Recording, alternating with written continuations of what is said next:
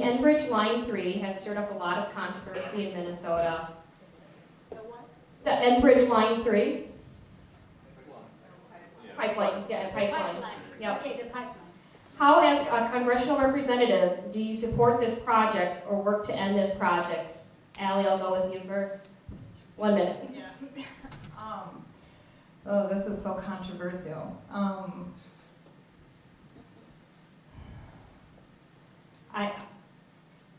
I support our president in the direction that he's taking it. Again, I think it's a complex issue. I support our president and where he's headed with it. It's already in the works, and it would be quite expensive to backtrack at this point. We need to take probably better consideration on these projects moving forward, and take a lot of the feedback that we got from this project and learn from it. Lacey, I'll let you go next on this one. Well, I'll reiterate the support of Trump's policy on that. Generally speaking, anytime we talk about pipelines that's going to transport fuel, the WAC environmentalists are going to go out and protest against it. But as a person with a technical background and engineering background, I have faith and confidence that we can do it safely, and we should do it safely. And we should use it to transport fuel. Is there not a chance that something could happen? Once again, we don't believe in 100% of anything. And so there is a potential issue there, but I believe in supporting the pipeline and that it is what we need economically and to bring fuel into the region.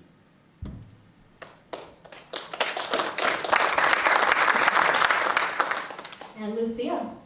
I believe that it should be done because it brings jobs to people. It brings jobs, and it can be done. There's capable people who can take care of those pipes. And yes, it may be a problem, and it can be fixed. So we should not lose our mind about something that it can be done and fixed. So jobs are very important.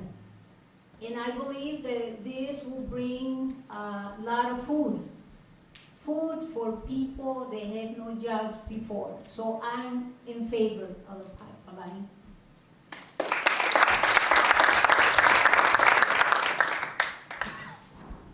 We're not going to start with Lacey on this one because he can't do one-word answers. So we're going to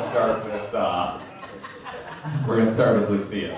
So this is another one word or one name is with one quick follow-up behind it. So in one sentence, who do you admire and why? Who do you admire most? Excuse me, and why? Who do I admire? I admire a man who was a visionary. He was from my country. He died in 1850 something. He was killed because his ideas were out of his time. This man was already thinking about making a canal in Central America, and I admire him because he always stood up for his belief. And his name is Francisco Morazan. Probably none of you know who he is, but you can Google, or you can talk to me about it. I can give you the information. Very interesting person.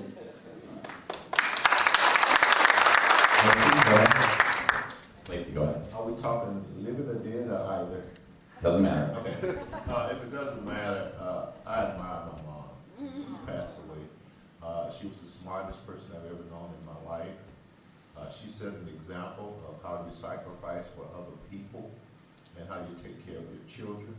I never saw her go out and party.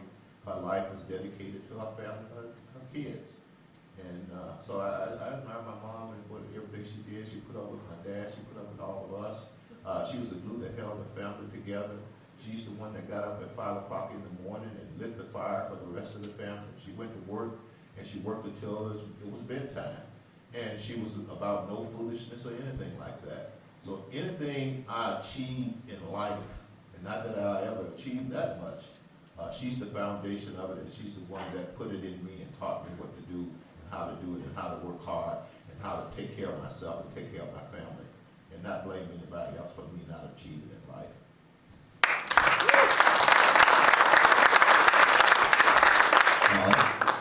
Mine is not quite that moving, but in 2016 I walked by the TV and I heard something and it made sense. It was politics. I had to sit down and I listened, and it was Trump.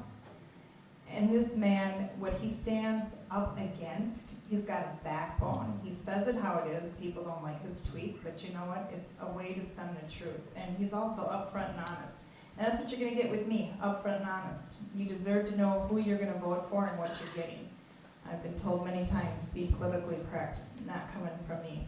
So yeah, it's him. I have a lot of respect for him. I look at the 3 children he raised, or 4 children he raised.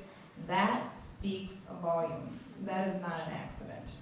And he just, everything he touches, he makes the best of it. I mean, he's filed bankruptcy, but you don't hear him whining about that, and you don't see the ramifications of it. He picked up the pieces and he moved on and he made something great.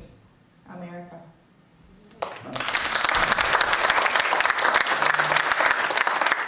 The next topic we're going to have a couple of questions on is criminal justice and race relations. So, first question, and we'll start with Lacey.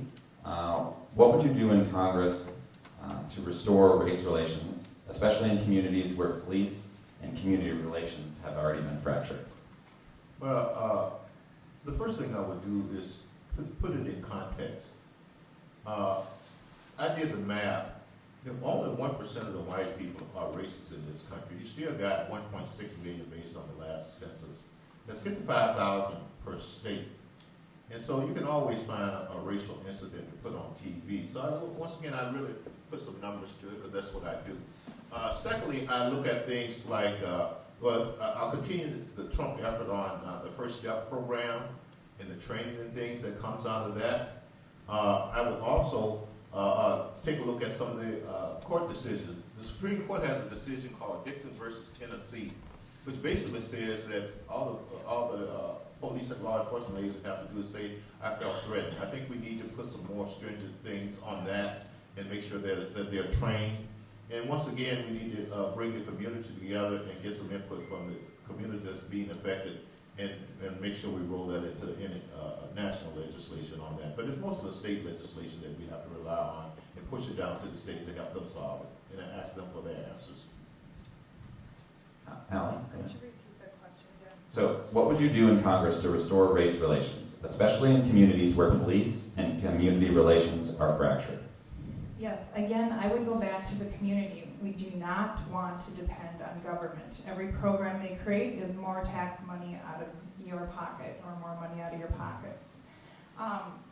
We need to get the community involved. We need to have, again, these boards in the communities so people know. Like, how do you have someone come in? Like, you got Omar who's living in Washington, D.C. right now. How does she even know what's going on? Amy Klobuchar lives out east. How does she know what goes on in Minnesota?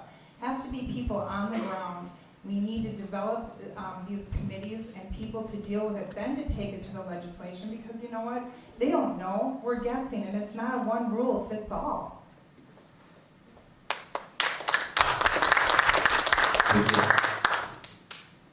I believe that as I was elected to Congress, something that I would like to talk to the community as you representative and speak about the race issue that occurred not only in Minnesota but all over the United States.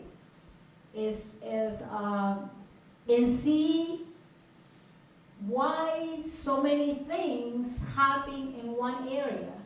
I was reading about what was going on in Chicago, in one area of Chicago where every week there was so many people killed, but I believe that if we talk, as I was at Congress, I would talk to people and go to the root of the problems, because in our country, in this country of the United States, my country now, we like to look at things superficially, and the race issue had deep roots that had not been healed.